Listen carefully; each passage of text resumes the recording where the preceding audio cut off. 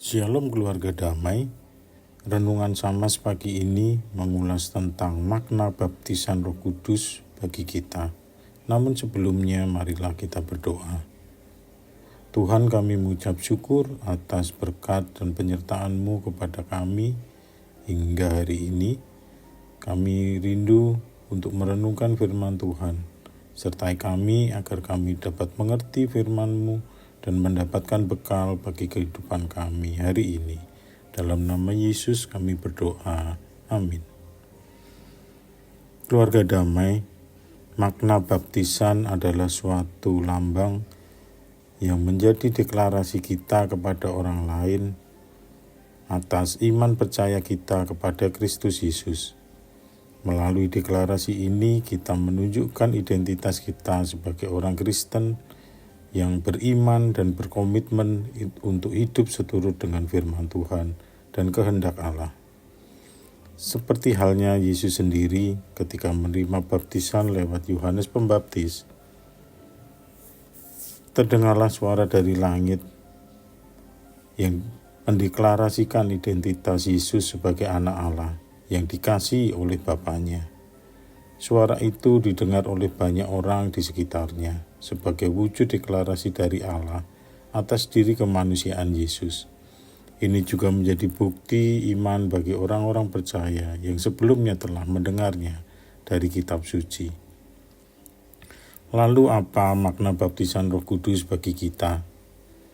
Orang percaya yang belum atau telah menerima baptis, dalam Lukas 3 ayat 21 hingga 22 mengatakan, ketika seluruh orang banyak itu telah dibaptis dan ketika Yesus juga dibaptis dan sedang berdoa, terbukalah langit dan turunlah Roh Kudus dalam rupa burung merpati ke atasnya, dan terdengarlah suara dari langit, Engkaulah anakku yang kukasihi, kepadamulah aku berkenan.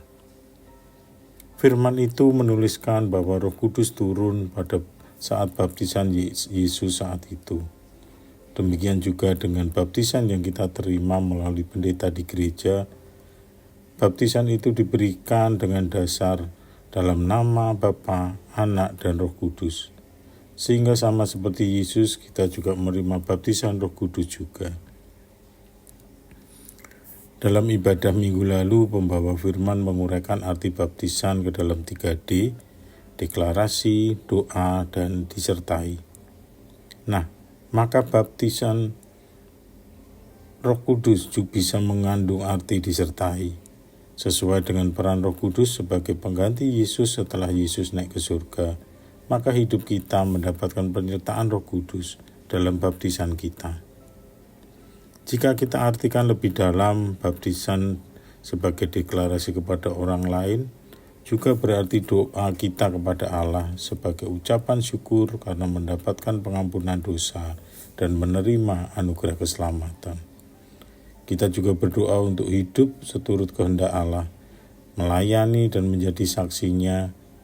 Tentunya doa ini menjadi komitmen yang besar dan tidak mudah untuk kita jalani sepanjang hidup kita setelah kita mendapatkan baptis. Lalu jika tanpa peran Roh Kudus yang menyertai kita, semakin kita berusaha untuk taat kepada Tuhan karena sifat kemanusiaan kita. Sebaliknya semakin banyak pelanggaran dan kesalahan yang akan kita lakukan. Karena itu baptisan Roh Kudus merupakan pertanda bahwa hidup kita disertai Roh Kudus untuk menolong dan memampukan kita menjalani komitmen atas doa kita untuk hidup seturut kehendak Allah. Roh Kudus akan memimpin kita untuk selalu ingat akan janji kita. Roh Kudus melatih kita untuk hidup benar mulai dari perkara kecil hingga perkara besar. Roh Kudus juga terus menuntun kita untuk disiplin belajar dan menuruti firman Tuhan selama hidup kita. Sehingga penyertaan Roh Kudus ini memberikan porsi yang besar dalam usia hidup kita semenjak kita menerima baptisan. Keluarga damai dalam Kristus. Kehidupan yang kita lalui tidak lepas dari pergumulan dan permasalahan hidup, baik ringan maupun berat. Permasalahan dan beban hidup yang semakin berat dari tahun ke tahun seringkali membuat kita tidak kuat dan ingin menyerah.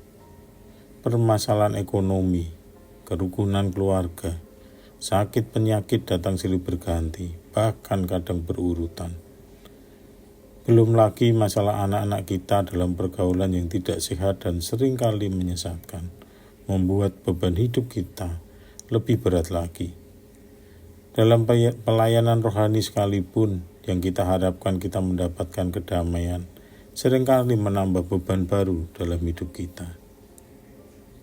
Setelah kita menerima baptis menjadikan kita semakin yakin dan rajin belajar firman Tuhan dan berdoa. Hal ini meningkatkan kepekaan suara hati kita pada hal-hal yang benar atau yang salah sesuai dengan firman Tuhan. Kepekaan ini bisa mendorong perubahan karakter kita secara positif, namun sebaliknya membawa dampak negatif. Kepekaan ini bisa membuat kita semakin takut karena kenyataannya semakin banyak masalah yang kita hadapi. Jauh dari perkiraan kita sebelumnya bahwa setelah baptis Allah akan mengasihani kita dan semakin sayang kepada kita dengan mengangkat semua permasalahan hidup kita. Namun kenyataannya bahwa setelah baptis permasalahan dan pergumulan kita tetap ada.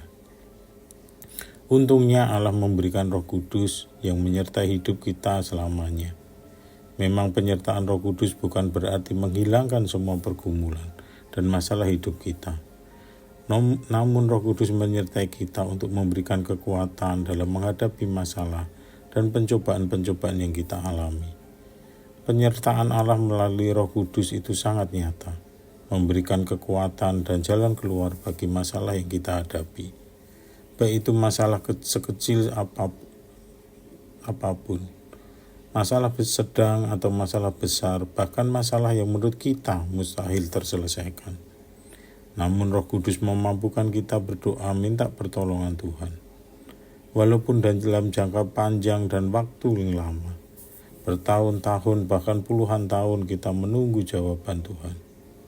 Roh Kudus mendampingi kita hingga kita tetap kuat dan bertahan, hingga jawaban Tuhan datang dan kita terima dan menjadi yang terbaik sesuai kehendaknya bagi hidup kita.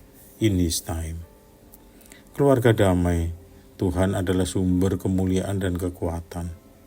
Seperti dalam Mazmur 29 ayat 1, kepada Tuhan, hai penghuni surgawi, kepada Tuhan sajalah kemuliaan dan kekuatan. Tuhan memberikan janji kekuatan pada hidup kita karena Dialah sumber kemuliaan dan kekuatan. Sehingga melalui perantaraan Roh Kudus yang menyertai kita, Allah menggenapi janjinya dengan memberikan kekuatan, jalan keluar, dan bentukan karakter hidup, agar kita semakin serupa dengan Allah.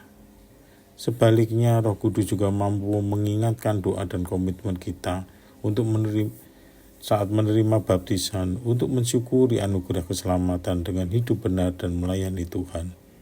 Roh Kudus juga mampu menjadikan kita sebagai saksi akan anugerah hidup kekal kepada setiap orang. Biarkan Roh Kudus bekerja dalam hidup kita, agar kita berserah dan mau dipakai Allah sebagai alat untuk kemuliaan namanya. Mari kita berdoa. Tuhan, terima kasih Engkau memberikan baptisan kepada kami dan memberikan Roh Kudus menyertai kehidupan kami. Engkau menguatkan dan mengajar kami setia pada iman dan anugerah keselamatan dari-Mu.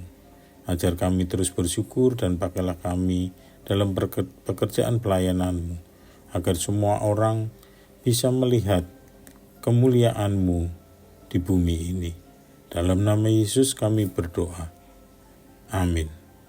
Selamat menjalani kasih karunia dan penyertaan Roh Kudus. Tuhan Yesus memberkati.